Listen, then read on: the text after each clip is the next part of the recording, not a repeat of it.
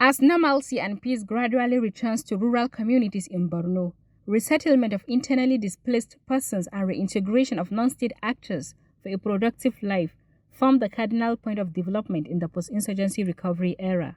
In this regard, Peace Ambassador Center for Humanitarian Aid and Empowerment, PACHE, working with British Council, funded by the EU to mitigate conflicts and eradicate violence of all forms, drew different stakeholders to deliberate on issues impeding this development with a view to proffer solutions to them.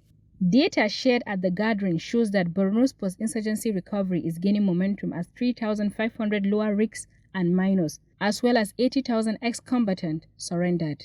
President of PACHE, Ambassador Ahmed Shehu, thanked Borno state government and stakeholders involved for creating an enabling environment for the dialogue. 13 years damages cannot be corrected in just a year or two. Yeah, the needs are massive and the situation is quite challenging, but the people are resilient and there is urgent need for all stakeholders to come on board to support. This is not something we'll just leave it to any aspect of either the national or subnational government. We have to, all of us, the private sector, the public, the civil society, the federal, and then especially the federal government. I think they need to step up and then support the communities. The stakeholders lauded PACHE's foresight for providing a platform that elucidates challenges experienced on the resettlement drive by the affected populace.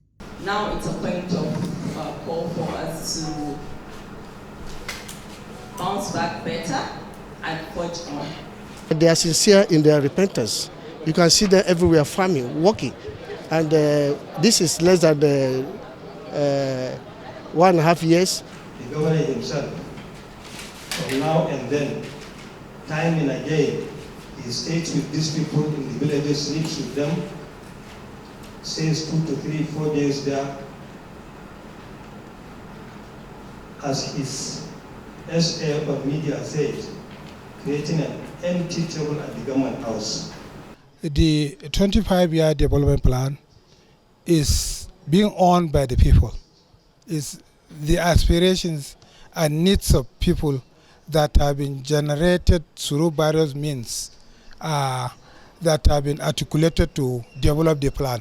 The policy dialogue themed Mechanism for Enhancing Livelihood Opportunities and Security in Affected Communities in Borno State unraveled gaps in the approaches used by the government and relevant authorities through a panel discussion. Licensing permits is not possible in 27 areas of the state, but it's possible in some of the states while there is a river.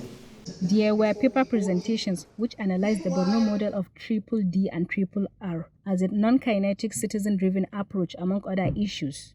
The state government went into rigorous plan of reconstruction, rehabilitation and resettlement to victims of insurgency, where damaged structures in communities such as schools and residential buildings as well as government buildings were reconstructed and given a befitting modern facelift. How do we ensure the assistance that are provided are sustainable? The reason is that most times assistance are given to people and such packages are sold in the market.